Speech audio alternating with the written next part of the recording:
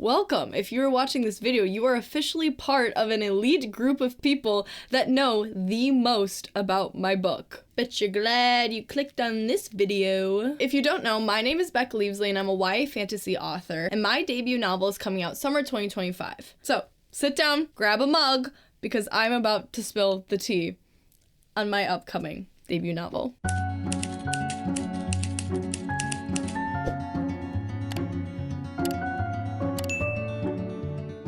So 2 weeks ago, I made a video about my gap year and how I'm taking a gap year to publish my debut novel. And I asked you guys what sort of questions you would have for me to answer about my book. And you guys actually like hardcore delivered. I had tons of questions. I was not expecting that many, but you guys delivered. So I took all your questions and I have them on my computer over here. I also have my manuscript open on my computer. Some of the questions were repeats, so I tried to cover it all. I also didn't want this video to be 50 minutes long and I tend to ramble. Can we get a plot summary? I don't have an official blurb for you guys, but as soon as I do, I am going to be 100% sharing with you as soon as possible because I want you guys to have this as much as you guys want to have this, trust me. I have to be very careful exactly how much information I give to you guys because, like I said, my book is currently with the editor of The Hunger Games.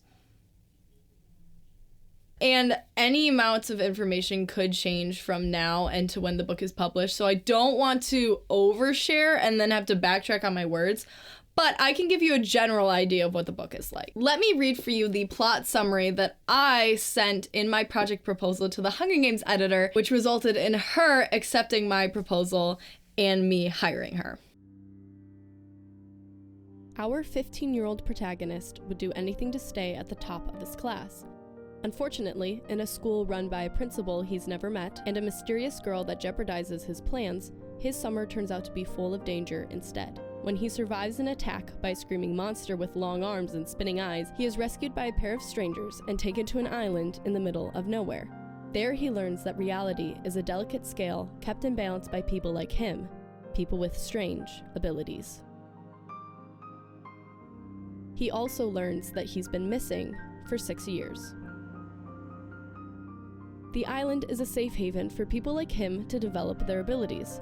They have blue blood and the powers to wield elements, heal bodies, or even explode things with their bare hands.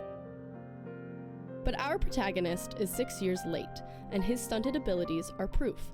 Frantic to keep up with his classmates, he enrolls in the summer program, gets a counselor, and undergoes hours of training, all while keeping the truth about his past a secret. When ordinary situations turn deadly, he is thrown into a world of runaways, broken abilities, and stolen weapons. In order to survive, he must cooperate with the 3 most frustrating students on the island, but when trust is hard to come by, they're the only ones who know the truth about his abilities, the horrible things he's done with them, and the danger everyone is in. Trusting them is his only option, and he must figure out how he can keep the island safe when he himself is a danger.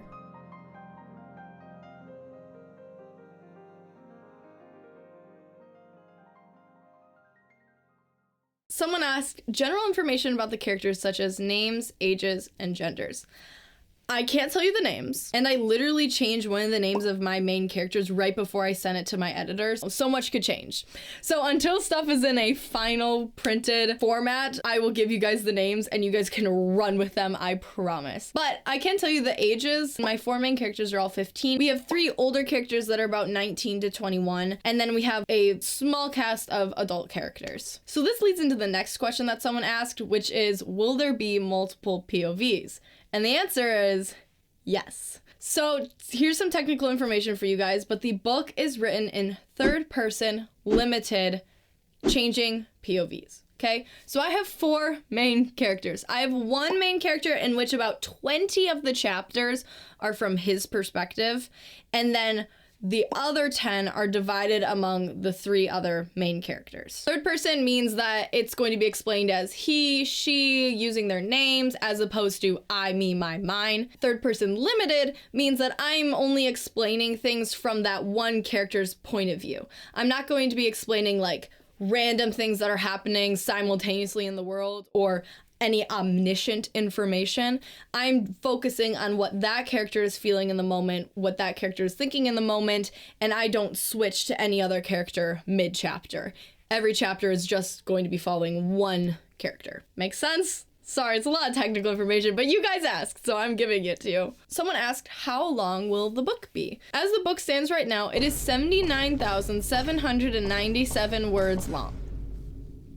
That'll probably change once I get back from my editor, but that is the exact word count for you guys. The book itself is about 247 printer pages, and depending on what format the book ends up in, that'll equal to about 220 to 270 book printed pages. Another way to put this is about 10,000 words shorter than the first Percy Jackson book, Percy Jackson and the Lightning Thief. I will say the first book is quite short for a fantasy book. Usually you expect a book to be about 120,000 words long. The following two books that I have written are quite a bit longer than these and closer to that 100,000 range. This book is just a great introduction to really kick off the series and then let the rest of the story unfold over longer books in the future. Someone asked, will there be hints of romance in the series? And I will say my stance on romance in the books is very fluid. So I've said that I have characters that I did not think were going to end up together,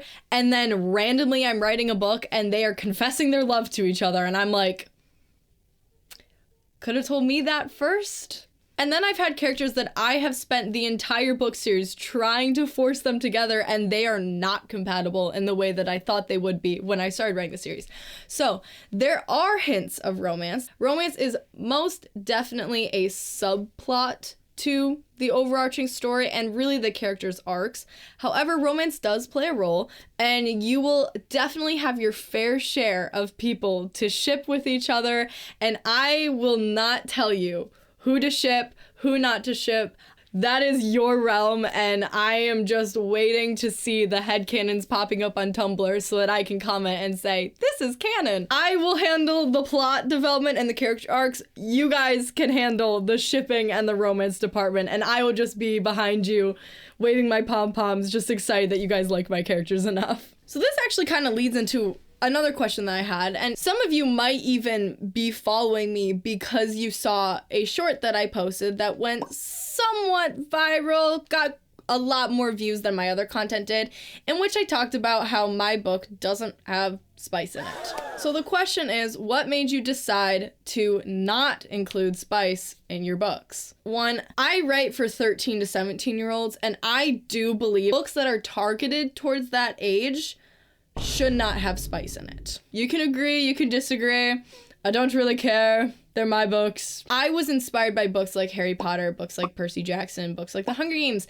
And so those books influenced my writing. Me as an author, I'm an older sister. My younger siblings read my books. My content will always be family friendly. I want to be someone, I want my videos to be something that you can put on your living room TV and you can play. Like, that is my dream. I want these books to be books that you can circle around on the living room floor and read out loud to your family. And that is why I don't include spice, I don't include swearing, and I don't include extremely graphic violence or intentionally disturbing material. That is just my calling as an author. That is my vision, is that I not only want to appeal to an audience that I know are minors, but I also want to appeal to their parents, and I want to appeal to their family members. And so that is why I have made the commitment that my content will always be family friendly. That is just my vision for these books, and that is primarily the main reason that my books don't include that type of content, because that type of content is not compatible with my vision for what I want these books to be in the future. I didn't really mean for it to sound that serious. Yeah, I have nothing else to say.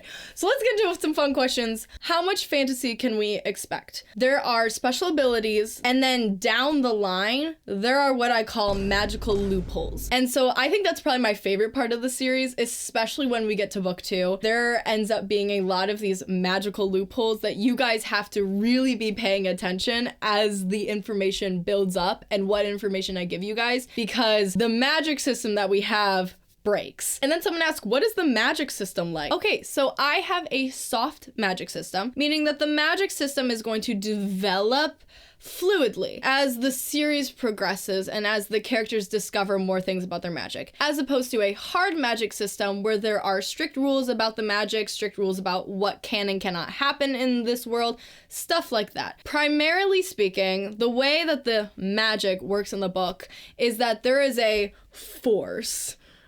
That's not the name of it. I'm not stealing that. Please stop, delete your comment. I'm not stealing Star Wars. Okay, but there's a force that holds reality in balance. And this force is very delicate.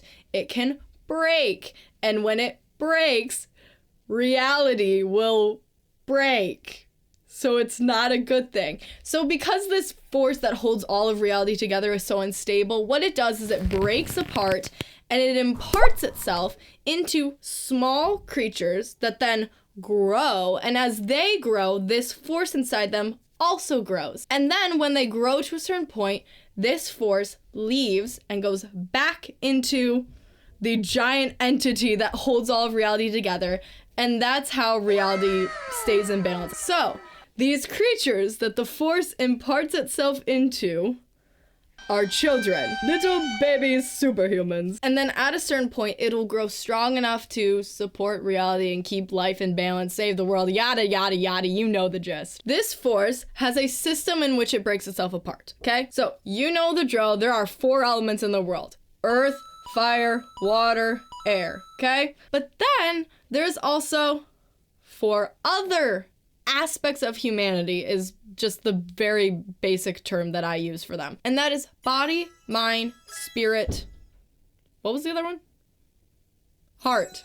Oh my gosh, I literally just forgot that on the fly. That's embarrassing. And each one of those aspects of humanity combines with an element and imparts itself to the superhuman babies. So fire combines with mind, water combines with heart, earth combines with body, and air combines with spirit.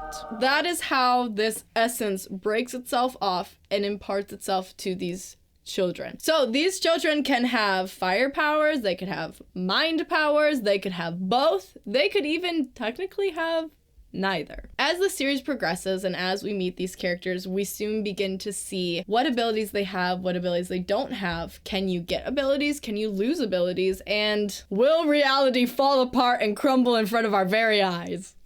So that is a crash course on how my magic system works. And like I said, in the future, there are lots of loopholes, as you can imagine. Because I'm writing for a younger audience, I want my magic system to be something that was easily digestible and then can become more complex as time goes on. So then someone asked, what is the balance between fantasy and modern day? And if you don't know, my book is a modern fantasy, meaning it takes place on Earth in modern times. And I would say it mostly focuses on these kids on this island and how that like small microcosm of a society works.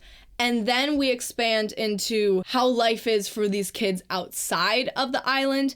And then we expand to how life exists for these kids in the real world. So it kind of slowly grows, if that makes sense. Because I don't want to just kind of info dump and like slam you with a bunch of stuff. What tropes are in your book? I actually realized as I started making content on social media and stuff that I don't know what tropes are in my book. I didn't like think, oh, I want to have the enemies to lovers trope and I want that to be in this book. So I don't really know. The one trope that I can actually think of is that I often call it a teenage tragedy. I don't know if that's a trope or not, but unlikely alliances, reluctant allies to begrudging accomplices. I feel like I'm better at explaining the tropes when I don't actually have to say, it's this trope. So if you want to know more about what tropes I have in my book, you should really just scroll through my content because I feel like that gives a better idea of what tropes are in my book from a marketing standpoint. I didn't actually infuse the book with any specific tropes. But that sounds bad because it makes it sound like I didn't know what I was doing. I promise it turned out okay. Our next question is, what is your favorite line in the book? So I feel like there are two different ways that this could go. This could be like, what's your favorite like deep line that you wrote that has like lots of societal and like philosophical undertones, or just like straight up, what's your favorite line in the book? So I'm gonna say that my favorite line would have to be the one that I quote the most. And when I'm talking with my readers, we quote it the most to each other. And it is a line that has been in like the earliest drafts of the book and has stayed.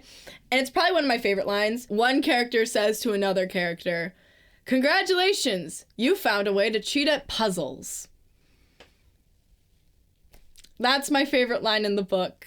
I will also say I do really like the first line of the book. I think it's funny. I think it's quirky.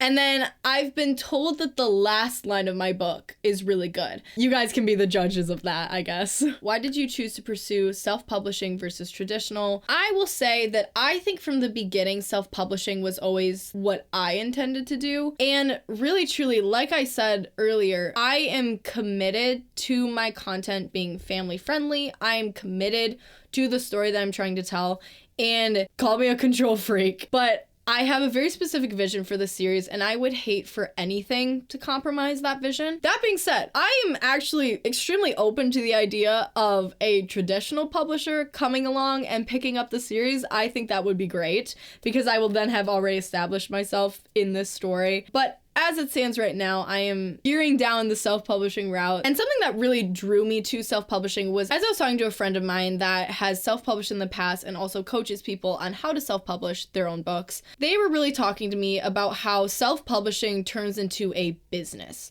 And there are some authors that just want to write, and the publishing house that they sign under will then do all the business stuff for them, which is super legitimate and really helpful, and for so many authors that is a great fit for them. For me personally, I kind of love the idea of starting my own business. I love marketing my stuff online. I love setting up websites and designing my covers and hiring editors. I love all of that. I do genuinely have so many ideas for this series. I designed my own cover. I drew my own map. I've never said this online before, but I've also written my own music for the books.